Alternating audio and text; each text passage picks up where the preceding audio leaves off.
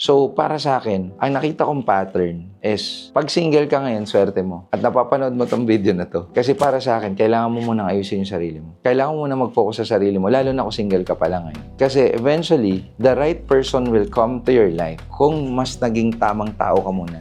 Kasi ako, gusto ko ng tamang girlfriend. Gusto ko ng malupit na girlfriend. Gusto ko ng malupit na asawa. Gusto ko ng tamang tao na magiging partner ko for life. For me to be able to have that picture, I need to set my standard. I need to set the standard na magugustuhan ng malupit na babae din na mapapangasawa ko. So, if you're single right now, swerte mo, you have to fix yourself first. Kailangan mo na ayusin yung sarili mo, palakasin yung sarili mo, palakasin yung income mo, especially if you're a guy. We are the provider of the family. We are the source of funds ng bahay, ng home. Hindi pwedeng tayo yung umaasa sa mga babae. Hindi pwedeng tayo umaasa sa mga asawa natin. Tayo dapat yung nagpo-provide para sa mga asawa natin. Tayo dapat yung nag-i-spoil sa mga anak at asawa natin. Hindi pwedeng tayo yung humihingi sa kanila. At tayo nagiging pabigat sa kanila. Tayo yung lalaki.